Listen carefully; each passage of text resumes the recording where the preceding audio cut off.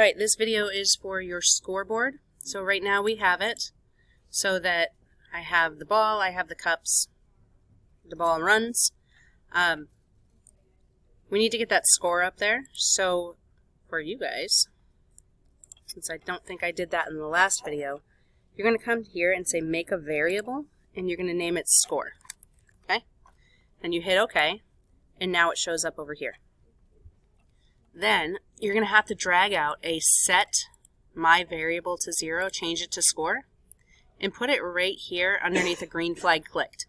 The reason we do that is so that the score resets to 0 at the start of every game. Okay? Now we actually have to earn points. So I'm going to put this all on my ball. It's probably where you should put it too. We're going to build this under a separate green flag so that it's usable later on if we need to put it in our backpack. So I'm going to start with a when green flag clicked and a forever if, because this is Scratch and you always need a green flag forever if. So we have that. And I know in the last video it was kind of hard to see, so I'm going to zoom in, make it a little easier. I will have to zoom out as I add more code. So what we want to do is say that if the ball touches pin 1, that we're going to score a point. Since I'm on the ball, I can just go to sensing and I can say touching. Mouse pointer is the default. I change that to be pin 1. If you don't see pin 1 in this list, it means you're not clicked on the ball. Okay, so make sure you're on the ball. Once you click on pin 1, you're going to tell it, you're going to tell the ball that it's going to touch pin 1 and then we want it to go back to its original starting spot, which is where it happens to be right now. The reason we do that is if we don't tell the ball to go back to the starting spot, if it stays touching the pin, you're going to score a point for every 1/10 of a second that you're touching that pin. Okay, so we're going to tell it to go back to normal. Then we're going to say, under variables, change my variable by 1. We're going to change it to score. Hit my green flag, hit my B button to roll my ball. That scored 10 points. Way too many.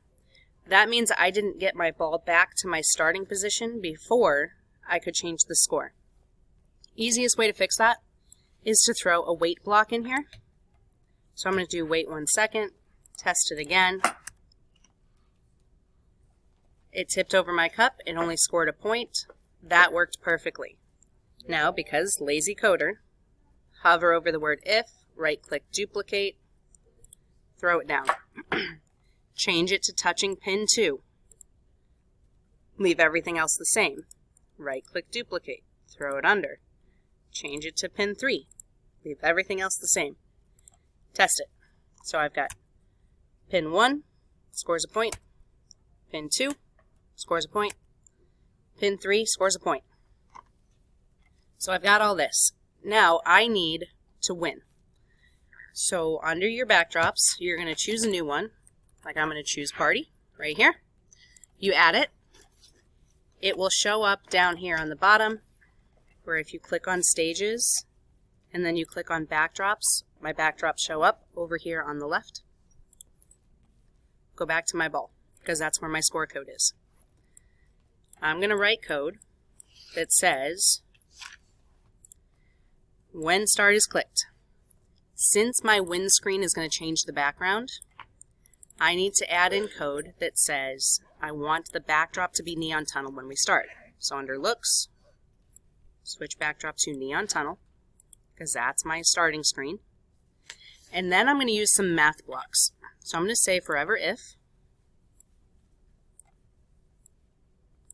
and I need to score 3 points to be able to win.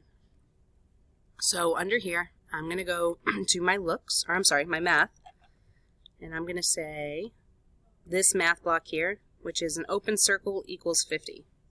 That's going to go in my little sensing. Under variables, I'm going to drag out my score, and I'm going to say 3.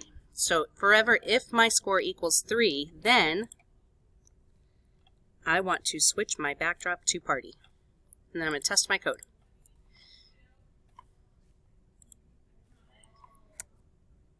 One point, 2 points, 3 points, and I win. That's all that's required of this. Now, if you want, you can make it so that your pins hide on the party screen and show back up on your neon tunnel. It's pretty easy to do. Under green flag, under looks, you'll put a show. And then you would have an event that says, when backdrop switches to party, when backdrop switches to party, sorry, zoomed out a little too far, then I can go back to looks and say hide. You can do that for all the pins in the ball if you want, but you don't have to.